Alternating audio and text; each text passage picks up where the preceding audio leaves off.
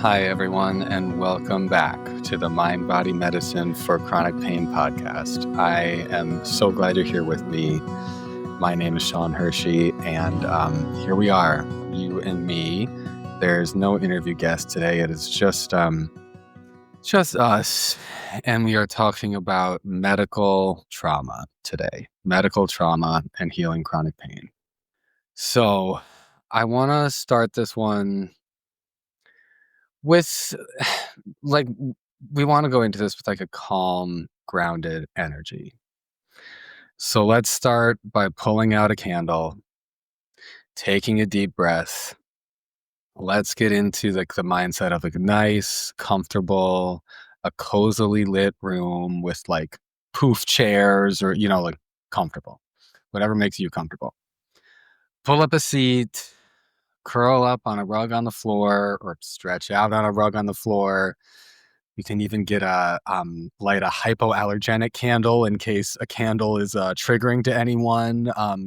We also don't even have to light a candle at all if that's going to cause fear in the mind-body system in the first place, if that's where you're at right now. Know that you won't be there forever with that fear forever, but by whatever means, we want to get into a comfortable and cozy frame of mind. So we will light the candle, keep it burning, get comfortable, let the feet sink into the ground, feel the cozy, soft rug underneath your toes. We can all honor ourselves by getting comfortable and cozy for this one. The energy of today's podcast is, I don't know. Some people might find this not to be heavy, but I think this is heavy. As I was planning this episode, I was realizing oh, yeah, this is heavy. We are going to wade into some waters that are just kind of deep, talking about medical trauma. If you don't want to listen to a whole podcast on medical trauma, honor that, and by all means, you can stop listening. But if you're here for it, let's do it, because honestly, it's a very important part of the TMS journey, medical trauma. So let's do it.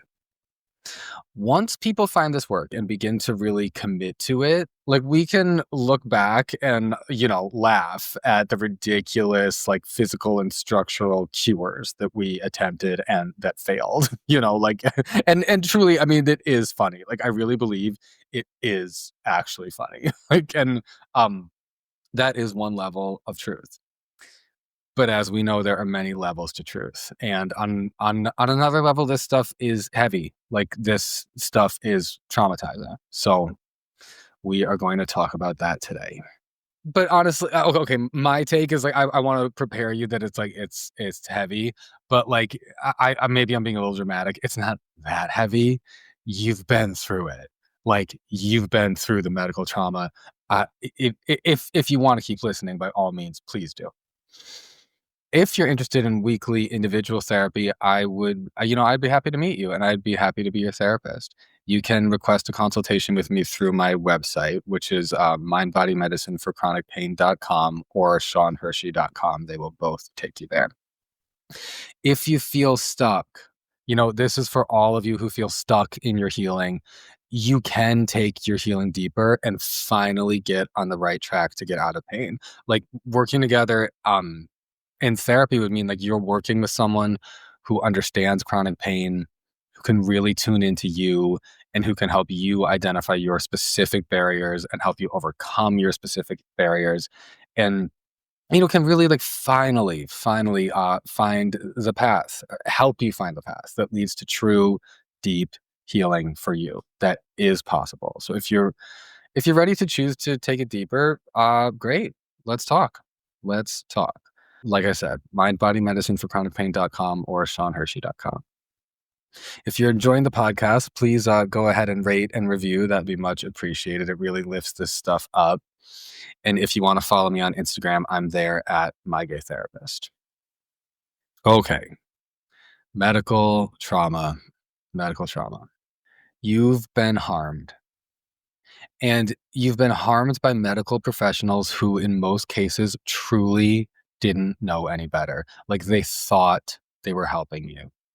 They thought they were providing the best treatment for you, and they truly didn't know how to help you, but you believed that they could. So I was part of Nicole Sachs and Christina Sarno-Horner. They created a training for professionals called the Sarno-Sachs Solution. It's a training for like practitioners bringing this mind-body work into their practices. It's like an online module thing. I also took the training once it was completed, and it's great. Highly recommend. If you're a practitioner of any sort and want to bring this mind-body lens into your work, like I highly recommend that. It's great.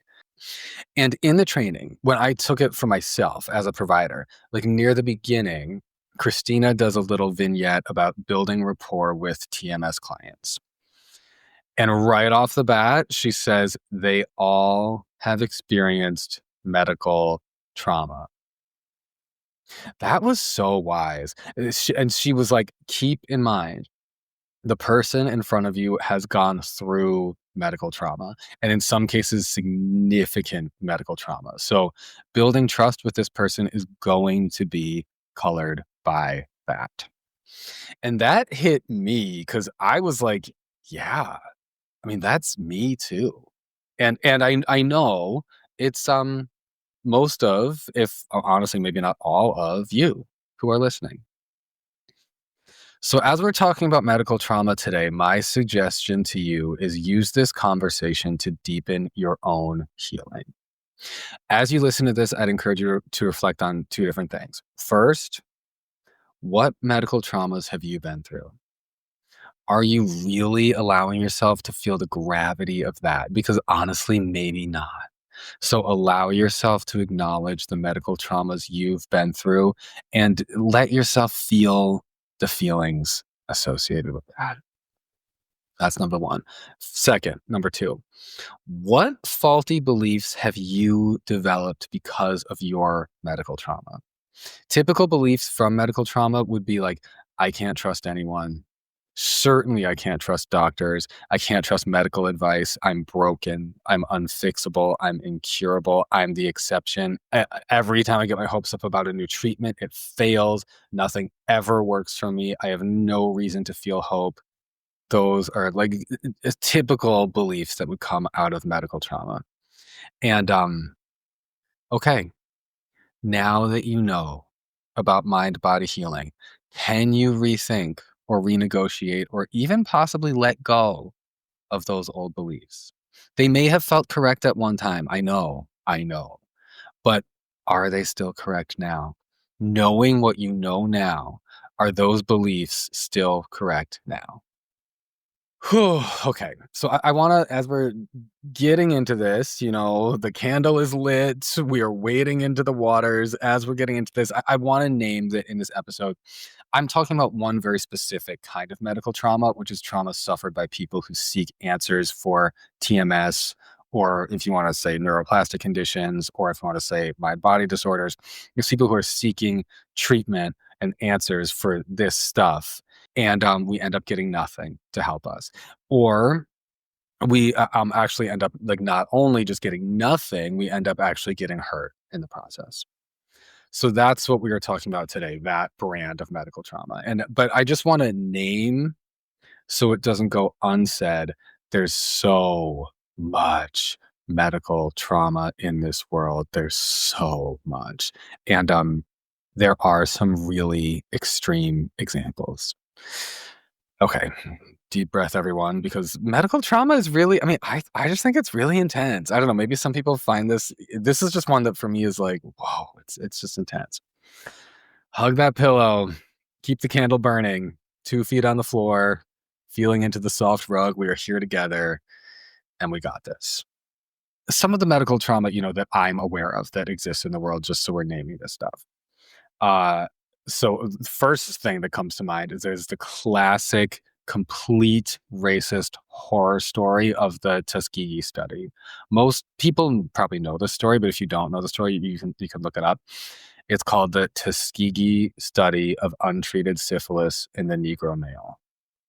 This was a study conducted in Alabama from 1932 to 1972. It lasted decades, deeply traumatic. And in the aftermath, it was such a scandal that rules governing scientific practices had to be changed. So in the hopes that nothing like this would be tolerated again. Marion Sims, known as the quote unquote father of modern gynecology. There was a statue built in his honor in New York. I mean, I remember the statue on the Upper East Side, right off Central Park, and it took significant activism to finally have the statue removed. Marion Sims, who was a practicing doctor during the time of slavery, he performed gruesome experimental surgeries without anesthesia on several enslaved Black women and teenagers, and in doing so, created procedures that now he's considered the father of modern gynecology. And there are honestly beautiful works of art that reframe the victims of his surgeries as the mothers of modern gynecology. God, the whole thing is just like I literally I like have like chills right now. Like I'm like chills / cringing. Like it's horrifying. Like these stories are deeply, deeply traumatic. Medical experiments performed on Jewish people in concentration camps. Horrifying, like horrifying pictures that they showed us in my Catholic middle school. Pictures of experiments conducted by Joseph Mengele. Like those images went into my brain at age like 12, and they will never come out. Thank you, St. Mark's School, for that. They I mean, they did not shy away from that, and I respect that. But wow, burned into my consciousness forever. There's a really excellent, like also a highly disturbing Serial Productions podcast called The Retrievals, which I don't know, maybe some of you have listened to it. It's about women today, like in modern times, who undergo fertility treatments, and it's very traumatic. Then there's season 2, which just came out, which is about C-sections. Also very, very traumatic, like really scary stories of medical trauma. So I want to name and honor that. And of course, there's so much more. That's just like the tip of the iceberg of stories that like I'm aware of and that, just sort of come to mind for me with my corner of my worldview, like what I'm aware of in my consciousness. But there's a lot of extreme medical trauma. There's the story of Henrietta Lacks and her family, which there's an excellent movie on about Henrietta Lacks and her family, starring Oprah. Highly recommend. Actually, that's a great movie. The Immortal Life of Henrietta Lacks. Is that what it's called? Something along those lines. That's a great movie. And so to avoid any confusion about our topic today, I just need to say, because there is so much medical trauma, I just need to be like specific about what we're covering. So we're not focusing on that. We are focusing on medical trauma suffered by TMS patients who find ourselves in mainstream medical settings. That's the specific brand of medical trauma we're covering today. And yeah, it's heavy, right? Like, oh my God, I can feel, I don't know, like as we're getting into this, like I can feel it. I don't like, check in with yourself. How are you feeling as you're listening to this? Because as I'm recording this, I'm like, yeah, as I predicted when I was putting out these bullet points of what I wanted to cover, I'm like, this is heavy. This is heavy. So let's, gather around on the rug. Imagine us all supporting each other through this conversation. If you need a shoulder to cry on, we're here. You're not alone. We are here. And this is hard. This will trigger emotions. That's okay. If you're here, you're doing this healing work and you can handle emotions. You got this. We're with you. You got this. So, okay. Moving into something maybe a little lighter, medical misinformation. We're going to get back to medical trauma, but we're going to take a little detour into medical misinformation. I talked about this in a previous podcast episode, and I want to go back to this topic because it's a very important aspect of this. I am very sensitive to the fact that I'm hosting a podcast about mind-body medicine in a context where so many people don't trust medical information. There's so much medical misinformation out there. Like do your own research, question everything. Like, I know. I get that. Like, I know. And here I am, most of you don't know me. I'm for what you know of me, I'm a random person on the internet talking about chronic pain, about chronic symptoms, and about chronic conditions. And, I'm giving like general information about health and mental health. And lots of the information I'm giving is different than what you'd hear in a typical doctor's office or even in like an alternative practitioner's office. Why would you ever trust me? Why? You don't even trust your doctor. Why would you ever trust me? Why would you trust that you can heal your chronic pain using emotional and psychological modalities, right? Well, I mean, okay, let me say to that, I know I'm right. There is that. And I'll say I can feel it in my own body right now. I am sitting here, my hip is actually feeling totally fine. That's amazing. My gut is feeling totally fine. Also amazing. I know mind body treatment works for chronic pain, for chronic symptoms, and for chronic conditions, but I understand that many people, of course, will not believe that right away. And we live in a context where so many people don't trust medical advice at all, don't trust health and mental health professionals at all. And so I'm naming this because I just want to name there are so many good reasons for that.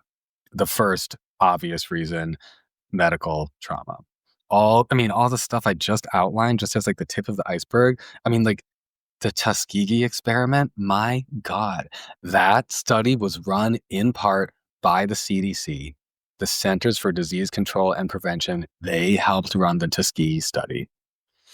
Medical trauma perpetrated by the government, by hospitals like the Yale New Haven Hospital. I'm referencing Yale because that's where the Retrievals, the podcast, takes place. Johns Hopkins Hospital, which is considered probably the leading medical institution in the United States. Their history with the Black community in Baltimore, where they're located, deeply, deeply traumatic. That's where the Henrietta Lacks story takes place. Medical trauma is perpetrated by people and institutions in high power. So, like in the aftermath of this trauma, or even just hearing the stories and knowing about the trauma suffered by others, you don't even have to experience it yourself firsthand. Just knowing about it, you have to question, who can I possibly trust with my health? Who can I possibly trust with my body? Who can I possibly trust with my life? Like, this shit is deep and it's heavy. And there are so many good reasons why you would not trust doctors and reasons why you would not trust me. And of course, depending on your identities, like this will impact you differently. Like, why would a Black person easily trust the medical system in America, right? Like, literally why? For me, as a gay man, like I've had some very questionable experiences in medical settings. Like, getting PrEP, I've had very questionable experiences, and I purposefully go to a clinic intended for the gays because of like bad experiences I've had in normal clinics. And no, I do not think I've been served well by normal clinics as a gay man. Certainly in some ways I have, but in other ways I have not. Okay, back to medical misinformation. So we're asking, who can I trust? Because number one, you don't trust people because of medical trauma, but also number two, you don't trust people because of medical misinformation. Because there's RFK, Robert F. Kennedy Jr., like the Secretary of Health and Human Services in the Trump administration. He's out there promoting anti-vax theories and I'm not honestly even really privy to that world of medical misinformation because it's all so fucking nuts. But I don't know. It's like stuff that's adjacent to the belief that the COVID vaccine contains the chip. So, the government can track you. I believe like RFK is not quite into that as far as I know, but he's into stuff that's in the same sort of like circle of logic. I know RFK is into raw milk. which is a huge thing. Raw milk advocates argue that pasteurizing milk can reduce the nutritional value of the milk. And therefore, it's become like an enormous political imperative for some people that like you must drink raw milk. Um, and I did look this up before recording, and what I found at least is that there's no conclusive scientific evidence to back that up. Apparently, so it may be true that there's no nutritional value lost in the pasteurization process for milk anyway. But raw milk can, and apparently often does, contain harmful bacteria like Salmonella, E. coli, Listeria. And that's why milk is pasteurized in the first place. So, the CDC and the FDA say don't drink raw milk. And I'm like, yeah. Why would you willingly consume something that's commonly known to contain E. coli? You know? But the best lie is a lie with a kernel of truth in it. And the best misinformation is the same. It's misinformation with a kernel of truth in it. Because if I said, don't drink raw milk because you should just trust everything that every government agency tells you, and the CDC, who helped run the Tuskegee syphilis study, the CDC says don't drink raw milk, so just don't drink raw milk, period. Or, if Johns Hopkins says, can we take you into this room for an operation? Just go into the room for the operation. If Yale says to you, that didn't hurt, then it didn't hurt. And if you say you were actually in excruciating pain, then you're just wrong. If I said, like, just trust them all, I mean, right? Like, you can't trust them all. So suddenly, when the government is like, there's no chip. You see what I mean? Like you can see why some people are like, well, of course you say there's no chip, but is there a chip? Oh, medical trauma. Yeah. And just knowing about medical trauma makes medical misinformation so much more believable. And then it's so much more easily spread. So, okay, back to the core of the conversation, medical trauma. As we're talking about this, what's coming up for you? Like, the focus here is on you and your healing. First, what medical traumas have you been through, and are you acknowledging them and really allowing yourself to feel into them? And then second, what beliefs have you developed about yourself or about the world due to your medical traumas? And can you rethink those negative beliefs now? Okay. I can already tell this is going to be a long one, and I'm just like, well, fuck it. This is hard shit, and I'm like, I'm not going to try to speed through it. Like, this, settle in. We're on the rug. The candle's burning. The wax is dripping. It looks beautiful and romantic and healing and cozy, and we're just going to do this one. All right. So that's like the general information on medical trauma and medical misinformation, which I just want to put that out there to contextualize this conversation, contextualize the environment in which we're having this conversation. And this is the environment in which we're trying to heal and in which we're trying to learn to feel safe. It is not easy to do this work in a kind of medically brutal environment. And that's not even including the for-profit model in healthcare and how these hospitals and health groups are run like fucking businesses, and it's all about the bottom line. And yes, I have worked as a social worker and therapist in hospitals and health groups, clinics. I will tell you, it is all about the bottom line. So this is a pretty medically brutal environment. And this is the environment we have. So this is the environment in which we must do our healing work. We have no other option. And I know actually from the podcast, analytics, some people are listening from other countries and other parts of the world. I hope it's better for you. I really do. But that said, I know there's medical trauma of some sort anywhere. You're going to find that anywhere. So I'm going to talk about the medical traumas as they relate to TMS that I'm most aware of. But as always, think about you. Make it about you. Your healing is about you. Make this about you. So, okay. In my experience, both like my personal experience with my life and my TMS and my professional experience with other people's lives and their TMS, I find the first category of like the biggest medical traumas we experience with the TMS, mind body, chronic pain, chronic symptoms, chronic conditions, the people, those of us who are in this world, the first biggest category of medical trauma we experience is the hope, letdown, hope, letdown, hope, letdown cycle. Before we find this healing work, the cures we tried don't work for us. All the things we tried that we honestly thought would work, they fail us. We get our hopes up, again and again. It's like, oh, I finally understand. I have gut dysbiosis. Or I finally understand. I have an embedded infection. Or here we go. I have candida overgrowth.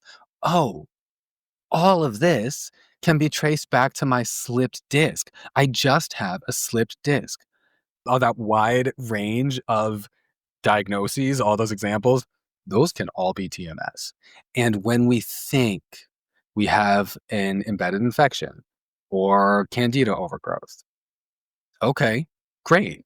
This leads to hope because a diagnosis leads to a treatment plan based on that diagnosis. But then what happens then? The treatment doesn't work. Or maybe it works a little bit because, it does a little something in the body. And more importantly, it does a lot for the brain because of the placebo effect. A treatment does calm the nervous system down. But a treatment that doesn't actually target the brain and the nervous system doesn't actually calm the brain and the nervous system in the long run in a sustained way. So the symptoms do not actually go away. And then you either double down, like my embedded infection is so bad that it didn't even respond to all the antibiotics my doctor used. My candida is so prolific that it didn't respond to the treatment. My slipped disc is so jammed up in my back that the surgery didn't work. Then, in desperation, you go deeper into the treatment, like you double down. That, or you're back on the internet looking for other answers, other hypothetical diagnoses that could explain what's wrong with you, and other hopes for other treatments. Hope, let down, hope, let down, hope, let down. I mean, man, that is a hard place to be because you come out of that back to the beliefs. There's something wrong with me. I'm incurable. I'm hopeless. These are the beliefs that we have as TMS medical trauma survivors. These are the beliefs that we have. Painful, painful thoughts that lead to painful, painful feelings. And as if the repressed feelings that lead to your TMS symptoms in the first place aren't hard enough, now you have all these negative feelings about your body and doctors and the medical world on top of that. And at this point in the journey, like at that point in the journey where you're stuck in the hope letdown cycle, you may very well not even be aware of the fact that repressed emotions have anything to do with this. So you probably don't even know to be looking for them. People are so lost. Oh God, it's a lot. It is a lot. So lost. So, okay, that's one category of TMS medical trauma, the hope letdown cycle. Feel into that because that's hard. You've probably been there. I've certainly been there, and that's hard. Let me say, as I'm going through these examples, take your trauma seriously. Like Dr. Dan Ratner, who does great work in this space, and he was on this podcast last season. Check that episode out. It's a great one. Accept the fullness of your trauma. That's important for mind body healing. Accept the fullness of your trauma. Because I already, I know how the TMS brain works. I know some of you are thinking like, oh, that's not that bad. Okay. It could be worse, sure. But is it really not that bad? Question your thinking. Accept the fullness of your trauma. All right, so that's the first category.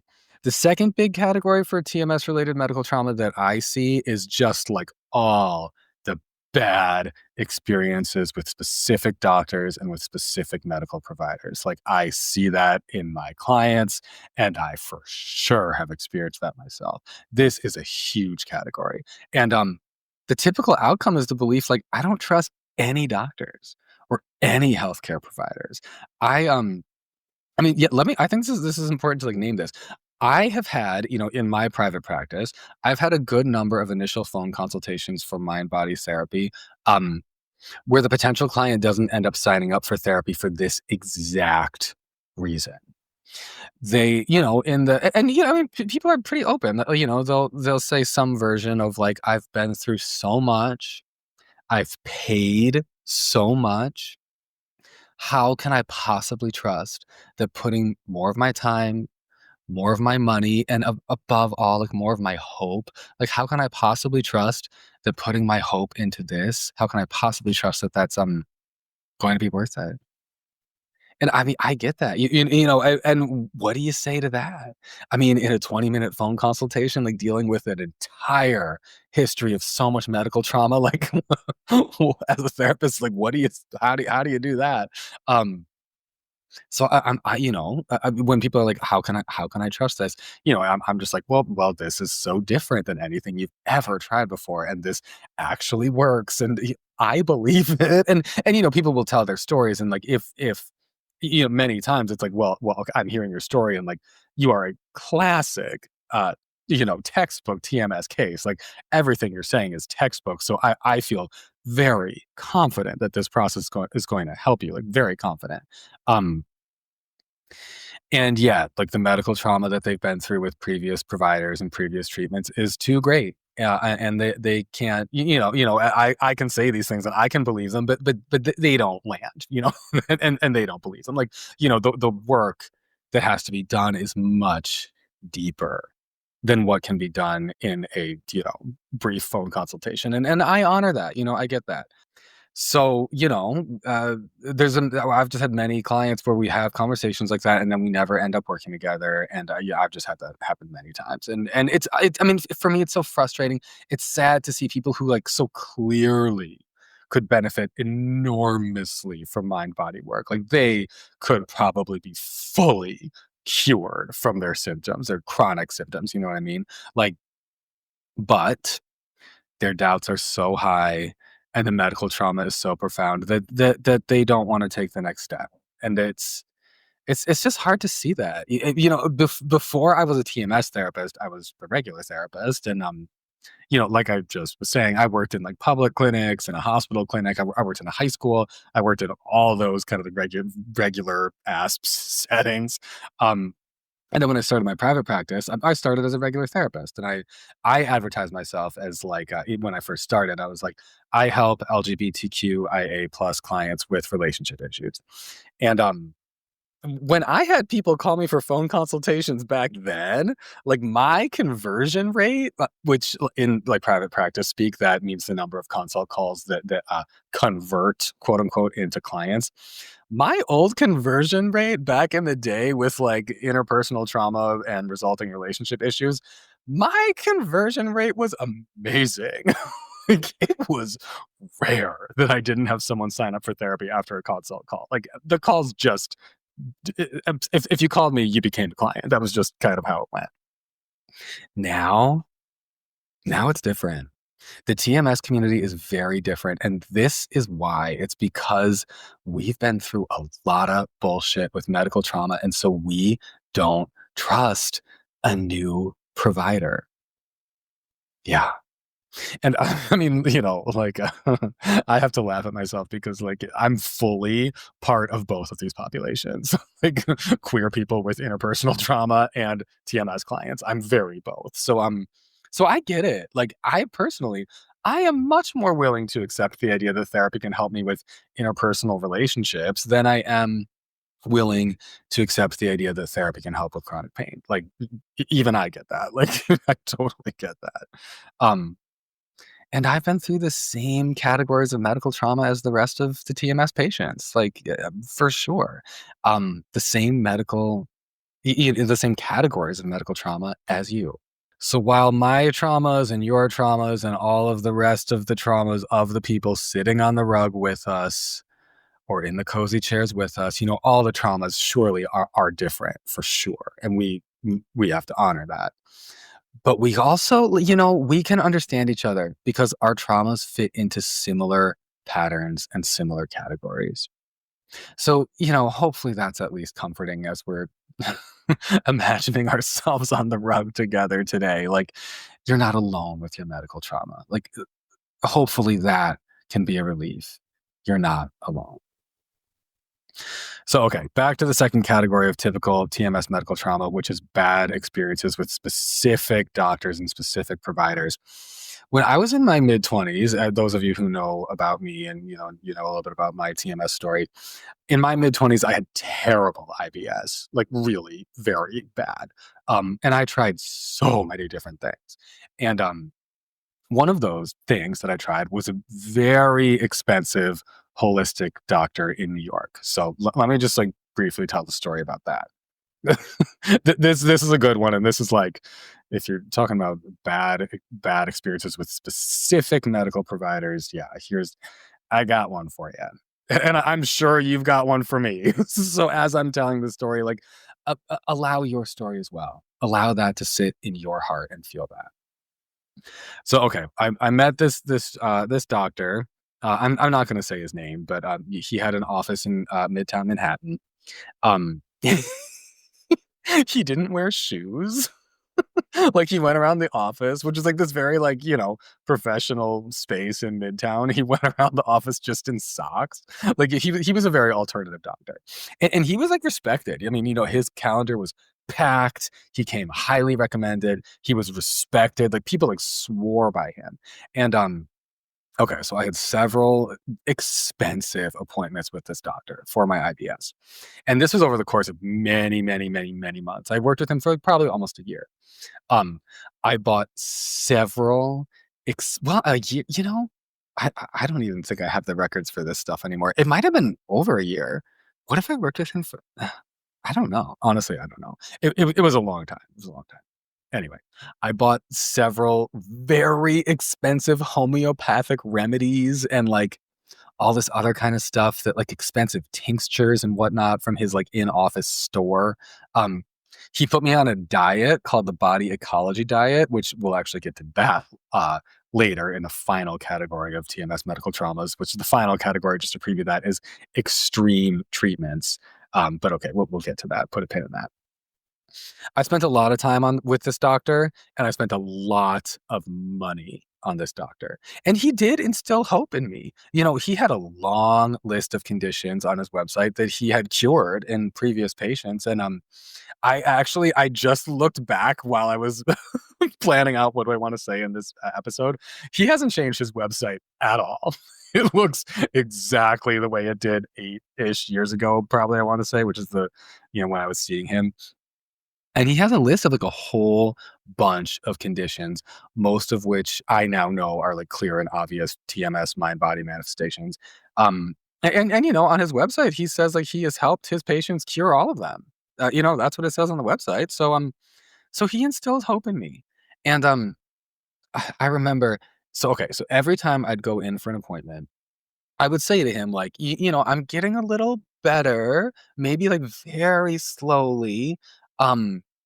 But I'm still not doing that well. Like, I still, I'm still having the gas. I'm still like the bloating, the pain. Like, I still have this like every single day. Like, I still have all my symptoms. Like, I mean, the diet I was on was very extreme. So, like, certainly, like, like things changed in my body and in my digestion. But, like, I was not actually doing much better. So I would say that to him. And okay, so I'm a therapist, obviously, as you know. In my training, we are trained to pay very close attention to the interpersonal process in appointments. And I could feel this doctor's frustration with me. And I was paying close attention to that because, like I said, I'm trained to do that. So I can't help but like notice that, like even outside of a therapy setting, like I just pay attention to that. I could feel that he was so annoyed with me for coming in again and again and being like, okay, like maybe I'm maybe a little, but like overall, like I'm really not better. Um, he was very frustrated with me for that, and that was very clear. And it was like his frustration was not with my symptoms, it was clear it was, like, with me. Like, I could feel the interpersonal process there. He was frustrated by me. And, as time went on, the frustration just got worse and worse. We would call this countertransference in the therapy world, and surely I was making him feel like a failure. I still had my symptoms, and they hadn't gotten substantially better. And, okay, so in our last appointment, I mean, I chose to end my work with him after this appointment, but honestly, I would say he sort of kicked me out. So in our last appointment, I came in as usual and told him, like, yeah, maybe I'm a little better. Certainly I'm a little better than when we started, but like, I'm still not doing well. I still have all the IBS symptoms every day. Um, he looked at me, this doctor. I can still remember the face. He looked at me so disparagingly, and it was clear from his face, like, he was so done. He had obviously given up on me, and it was clear from his face that he did not have hope for my case anymore. And so he looked at me with that face that communicated all of that, and also then he said in a tone that also communicated all of that, um, he said, "Well, at this point, I think this is emotional. I think this is emotional." And he didn't say, "So I can't do anything else for you."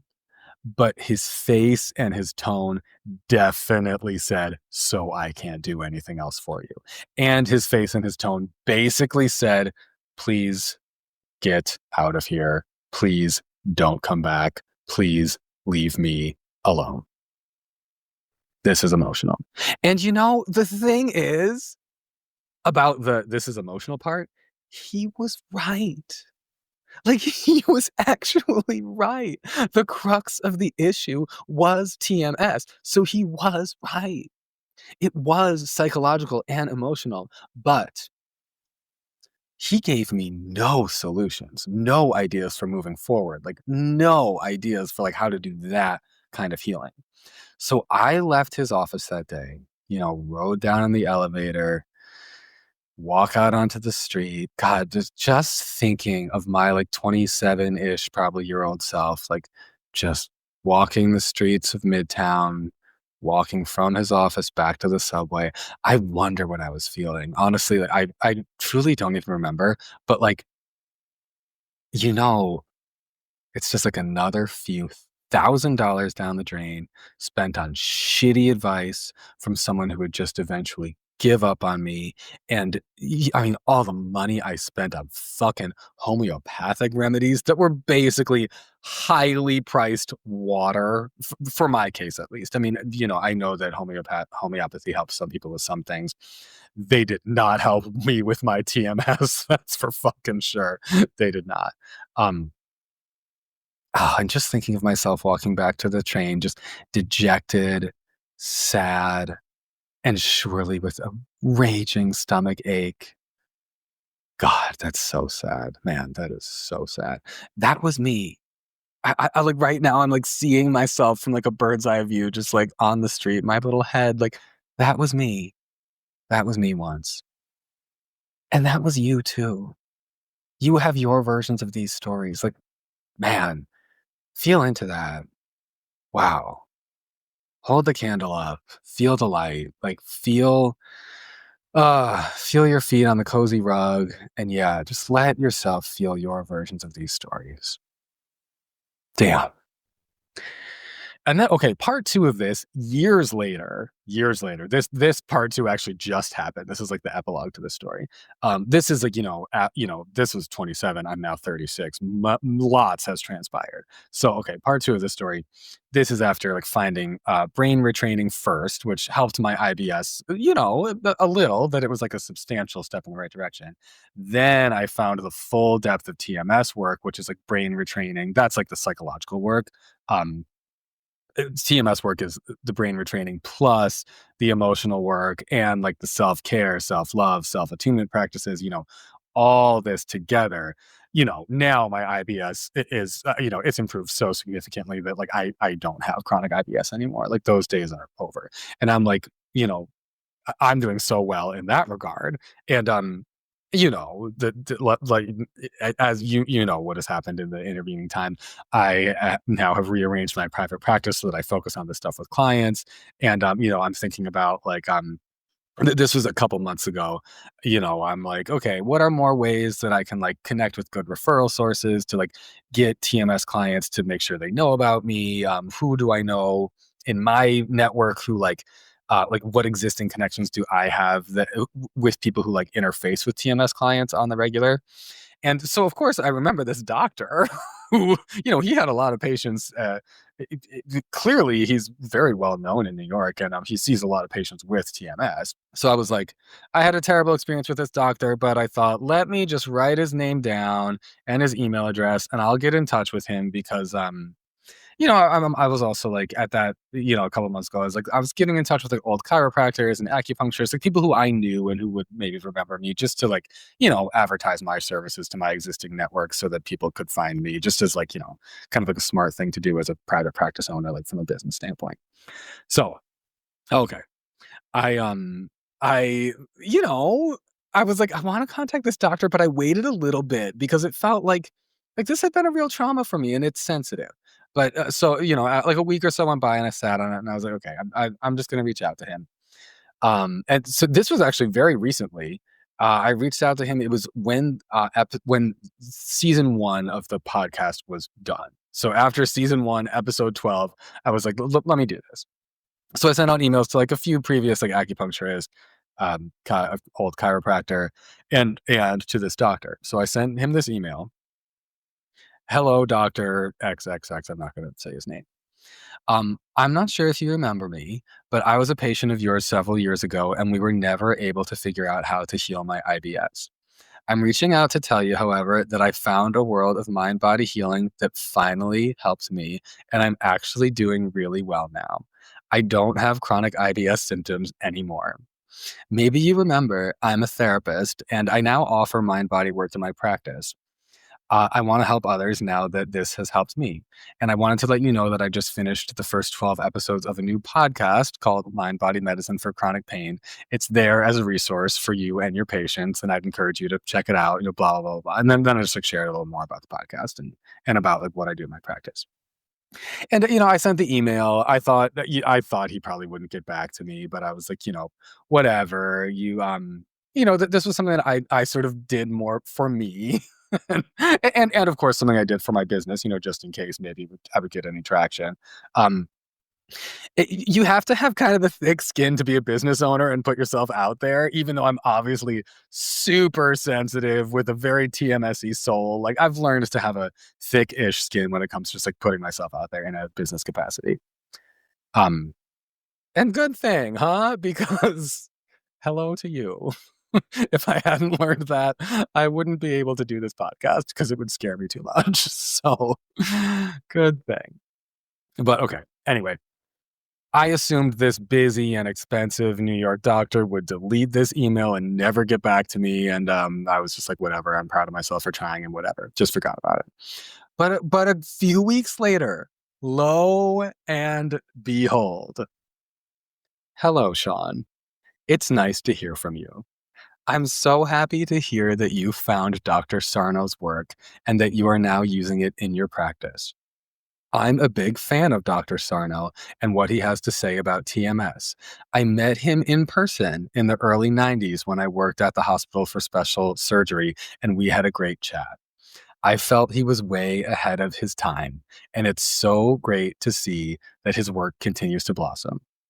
Yours in vibrant health, Dr. XXM. Like I said, I'm not going to say his name.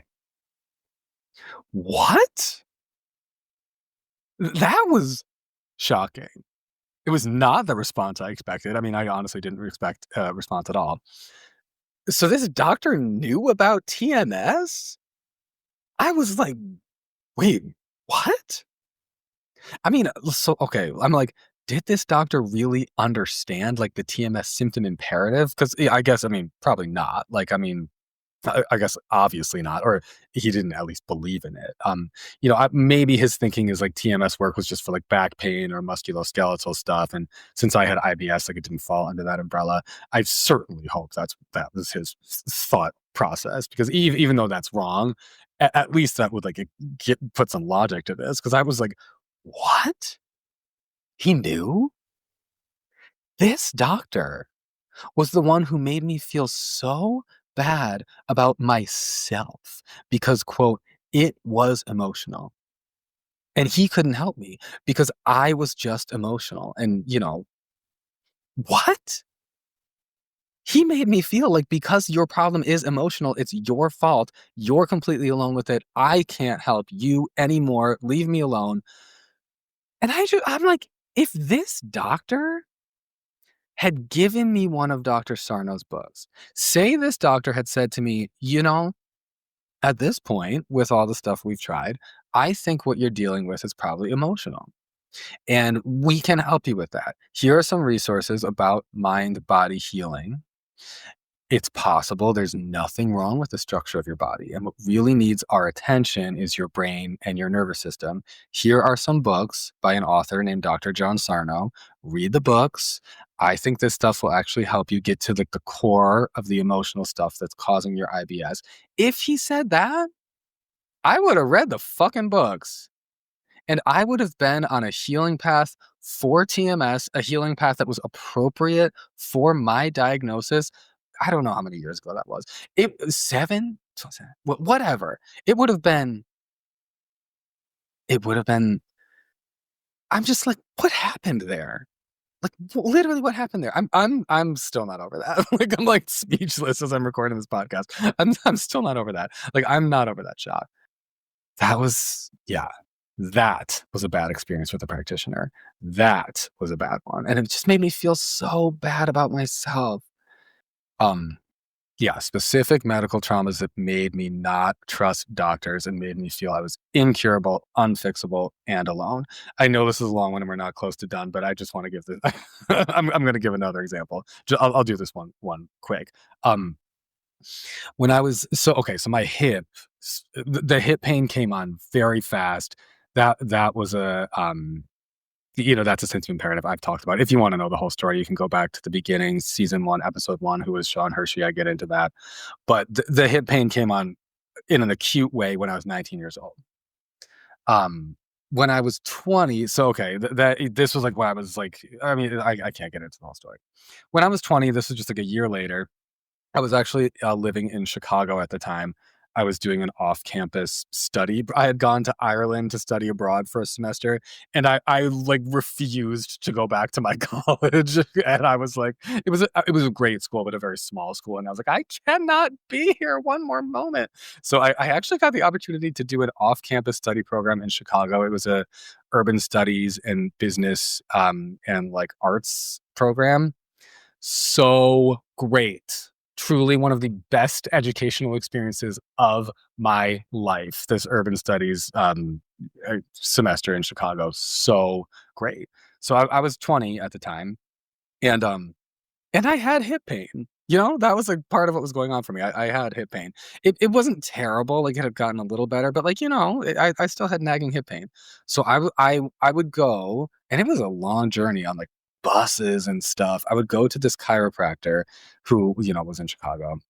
And she was very like fear mongery, but I just like went with it because I was 20 and I had pain in my hip. I remember her doing this thing where she ran. I've never seen this anywhere else. I've never heard anybody talk about this, but this happened to me. She ran this like heat sensor from the top of like the base of my neck, so like the top of my spine, all the way down my whole back and down to, my hips.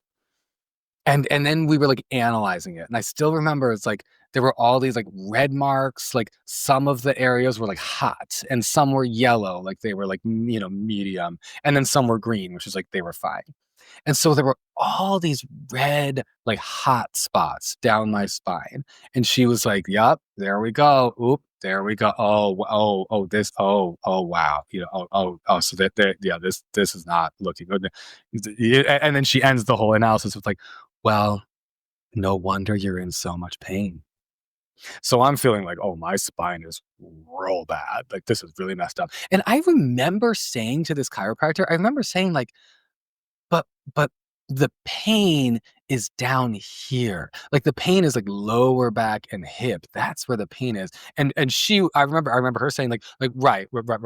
But there are all these areas that we need to address. All these areas that we need to address. And I was like, oh shit. So I left that feeling like, something's really wrong with me. Like I'm more broken than I thought I was. And I was supposed to be going back every week. That was what she recommended to me, but I was 20 and I was like, I was in this program and I was like just living my life, like having fun. And my hip pain was honestly not that bad at the time. So I was like I went like maybe twice a month. I would go. Um, and I remember thinking like, I think this chiropractor is a little bit full of shit. Like I'm not as bad off as this chiropractor seems to think I am, but like something's clearly wrong because my hip is hurting pretty much all the time at a low level. And then sometimes it hurts at a high level. So like clearly something's wrong. So I need to do something. But I sensed some bullshit going on here. Like there was some fear mongering going on. So okay. I was in this chiropractor's office one day. I had an internship. So it was one day after I had an internship at a real estate agency in Chicago. At the time, I honestly thought maybe I wanted to be a real estate agent. I didn't. The internship went poorly, and I actually realized very quickly. I mean, I love a real estate agent, but it was not the career for me. I realized very quickly that was not it. But so I had come from my real estate agency internship, and I was at this I was at the chiropractor's office, and I still like remember what he looked like. I was 20 years old, and I still remember this. A very hot man walked into the office, and I remember being like, "Oh shit!" And he was older.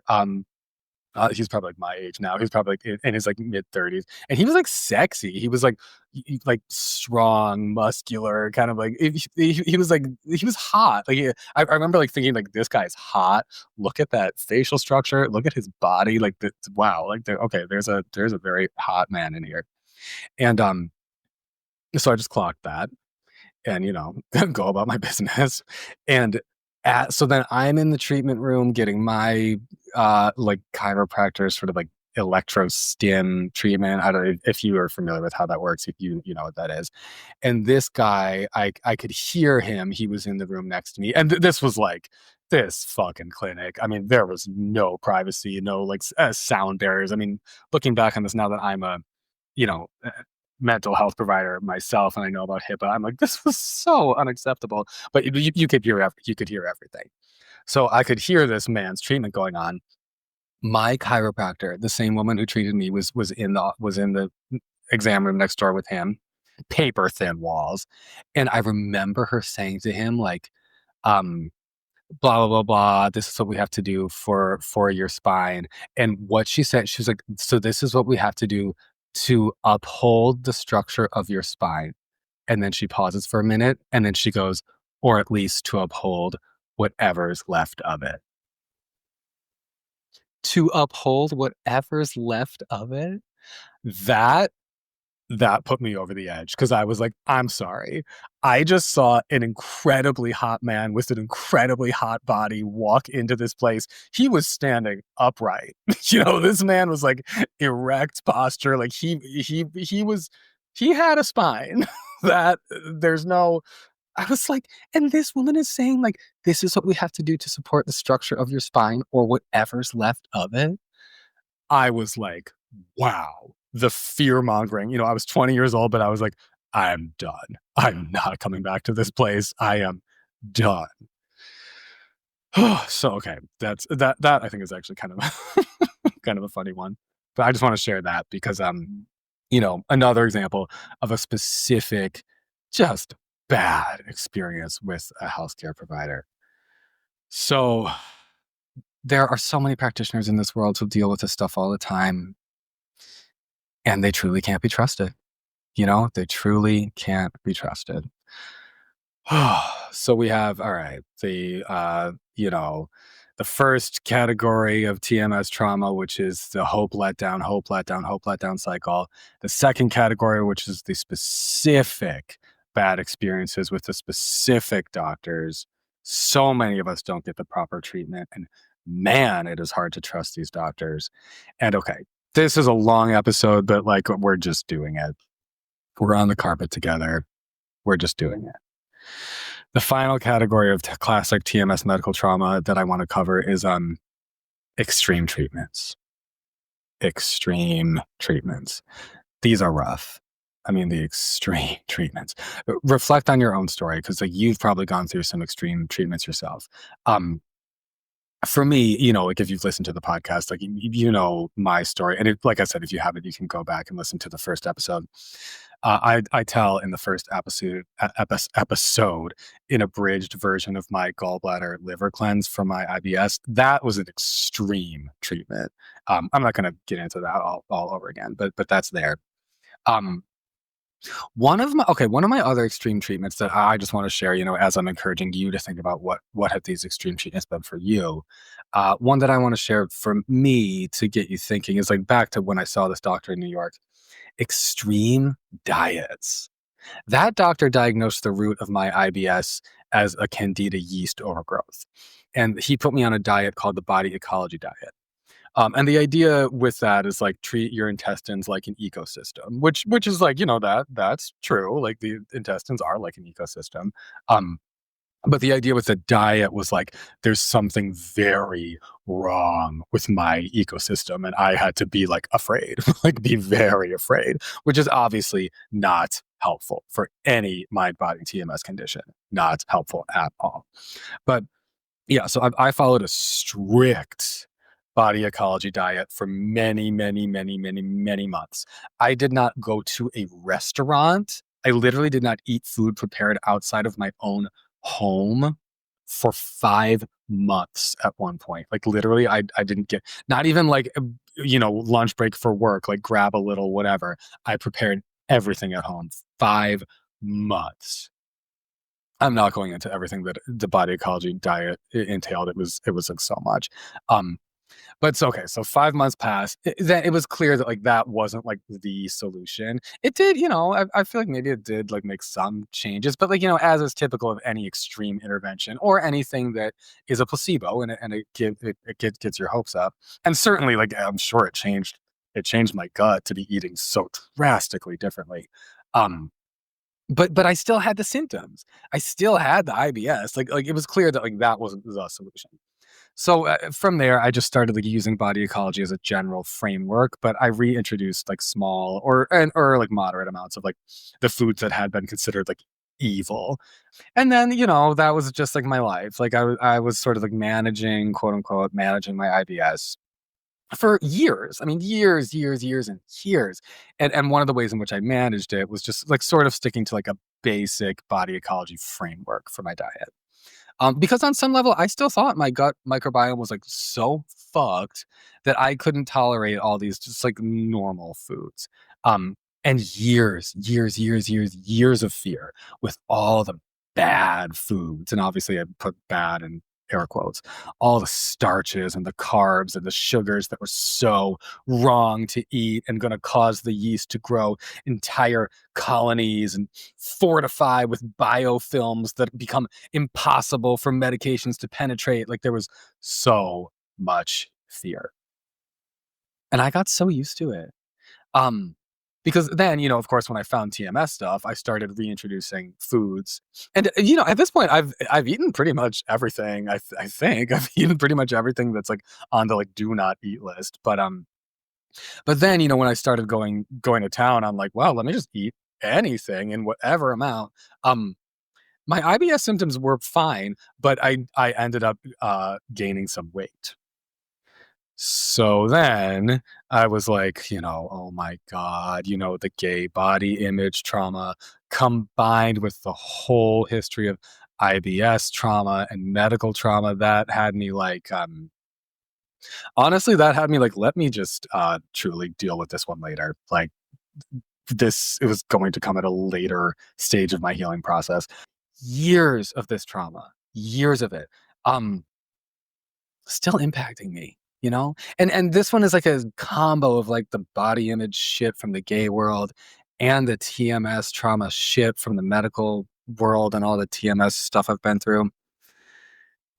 I mean, these treatments can really fucking mess with a person. And I wonder what would my life be like if I had never been put on the body ecology diet at all. What would my life be like? Medical trauma, medical trauma, medical trauma. Yeah. But okay, extreme treatments. Let me just say this about extreme treatments. I think about, I think the body ecology treatment was extreme, which it is, honoring my trauma. It is. But then I also think about like all the failed surgeries. And this is one, I mean, I don't know. This one just like really gets me. I'm like, let's keep that candle burning. Like, keep your feet on the floor. Know that we're all here on the road with you together. Like, man, I don't know. To me, this one just like really hurts. I've never had like a failed back surgery or like whatnot, but like, man, my dad has actually. My father has. And it is so common that it's literally called failed back surgery syndrome. And this is so sick to me. In the medical literature, like this like gives me like goosebumps. This is so sick. In medical literature, they refer to it as FBSS, the casual shorthand for failed back surgery syndrome, FBSS. And they keep doing these surgeries anyway.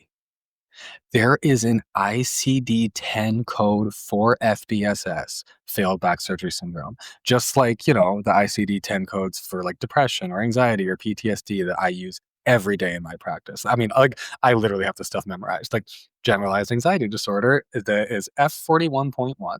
Major depressive disorder, recurrent, moderate is F33.1. Those are like the ones I use the most often with my clients. There is an ICD-10 code for failed back surgery syndrome. I looked it up. It's M96.1. God, that just hits me. Fuck. Like, keeps the candle burning for that, right? Keeps the candle burning for that. All of the pain and the trauma behind something that's just casually referred to as FBSS and literally written down with just like an ICD code M96.1. Keep that fucking candle burning. You know how people like I mean, Irish Catholics do this kind of thing, like keep the candle burning for the dying or the dead, like keep the candle burning for the son or the father who's off at war. Jesus fucking Christ, keep the candle burning for the people with failed back surgery syndrome. Damn. We should not downplay this shit. It is traumatic, scarring, severely reduced mobility for life. My dad had back surgery several years ago for TMS. Like I'm 100% sure his surgery was for TMS. And this was many years ago before I was even conscious of TMS. I just thought he had a really terrible back, and a lot of other chronic pain issues. And he was out like under anesthesia for so long and had a breathing tube down his throat for so long the tube like fried his vocal cords a little bit, and he's never talked the same again.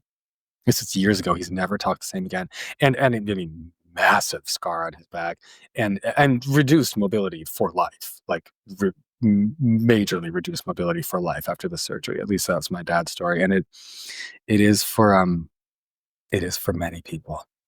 Man, this shit is just heavy, and I'm sure there are people listening who have gone through this sort of thing, or who you're going through this sort of thing, or people who are going through this sort of thing, and I mean, like, I don't even know what to say. Like, I'm not Catholic anymore, but this is a place where, like, as they say, there are no atheists in foxholes. I'm like all I can offer is like, let's go back to St. Mark's and light a candle at the altar and let it burn for you and keep it burning through the night. Because what else can you do? Like, when your body's been opened up and scarred and you have limited mobility for life, like that medical trauma, like, what else can you do? Whew. Yeah. All right. And that is extreme medical treatments. Something I do want to just say about that, just to make sure I don't instill more fear in people, injuries do heal, injuries do heal, and scars don't cause pain. So even if you've had the failed surgery, that is an injury. Like, yeah, that's a bad injury, but that injury will heal. And decreased mobility, like, that is real. And sadly, like, maybe that's permanent, maybe. But once you heal from a surgery, like even a failed surgery, like the trauma of the surgery, the surgery doesn't need to cause chronic pain. Like, you know what I mean? Like that physical trauma will heal. Okay. Wow. So we are in deep. It's time to start shutting this down.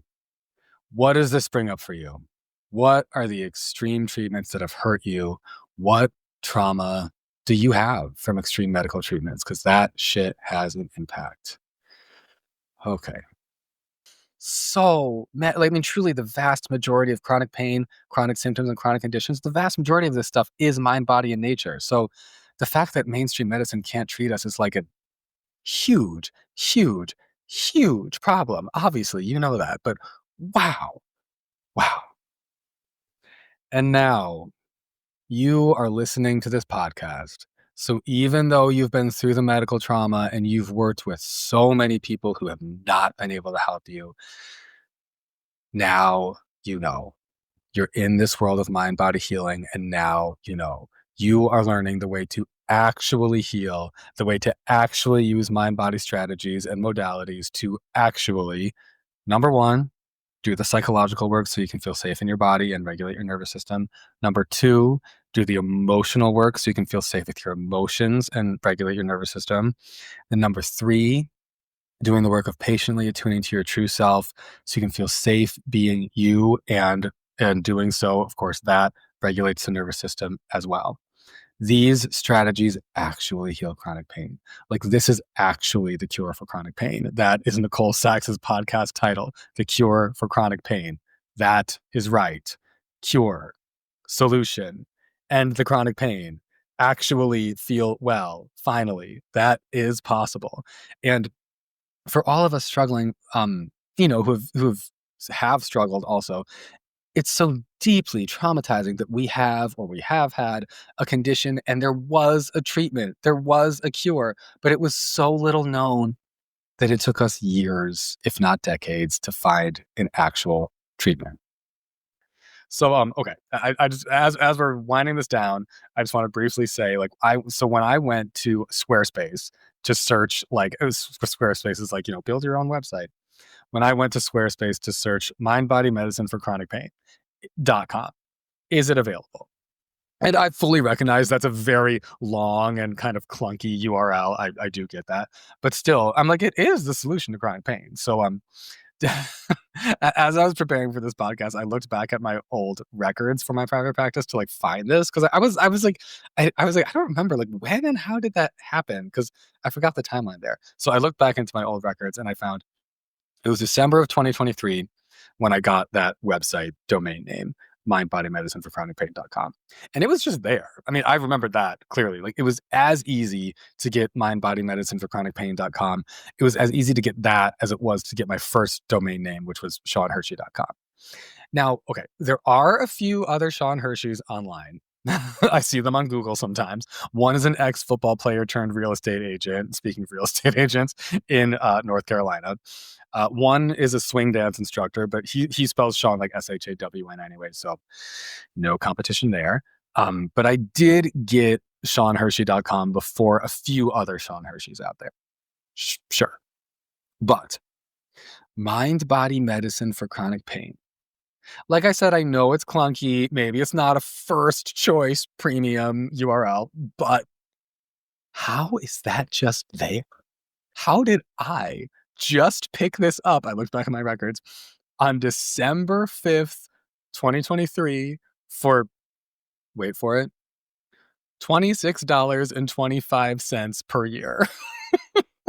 How did that happen? It happened because this stuff is so little known. And as this becomes more and more known, if anyone tries to start a massively profitable medical tech company based on mind-body stuff sometime in the future, in my lifetime, and they want to call it Mind-Body Medicine for Chronic Pain, they will have to deal with me because I did get here first. But why? Like, why didn't my doctor, who knew about Dr. Sarno and met him and quote unquote had a great chat with him, why did he let me leave his office feeling so hopeless, so broken, so demoralized, so incurable, so emotional, and so traumatized? How did that happen? I don't know, but it did. And shit like that has happened to you too. So next time you get out a journal, if you haven't done this yet, let yourself feel for the past version of yourself who didn't know yet and who definitely went through medical trauma. Let yourself feel for that. Let yourself feel the rage, the sadness, the confusion, the despair, the deep frustration with the limited state of human consciousness, like the anger that no one could help you and you got harmed. Let yourself feel that. Okay, back to the top. That's part one of what I'm recommending for you in your healing as we're going through this episode. Let yourself feel and acknowledge the fullness of your medical trauma. Number one. Number two, let yourself rethink and renegotiate your beliefs about yourself and about the world that resulted from your medical trauma. I want to go back to Nicole Sachs saying that this is a movement of people from the ground up talking about this stuff. Like, I talked about this in a previous podcast episode, and I want to bring it up again now. Nicole says getting the word out about mind-body healing is a movement of regular people, regular health and mental health professionals like you and me. And I take the idea of, regular patients and regular professionals just like us. I take the idea of like us talking about this stuff and having the conversation. I take that idea seriously because spreading the word, it helps less and less people have to deal with the medical trauma that we have been through. So yes, allow yourself to feel and acknowledge the feelings of the medical traumas you've been through, part one. And number two, allow yourself to rethink the beliefs. I can't trust anyone. I can't trust doctors. I'm never allowed to feel hope again. It's always a disappointment. Nothing ever works for me. Okay. Now that you know about mind-body healing, you can rethink and renegotiate or even let go of some of those old beliefs. They're not correct anymore. And that is what I want for you and for all of us. Okay, this has been a great chat. Sitting on the rug with you has been really nice. This has been deep, long, hard, but the candle's burning bright. And I see the hope in your eyes, and you're allowed to feel it now. Because this actually works. You're allowed to feel hope now. Okay, on that note, we are finally at the end. I will see you next week.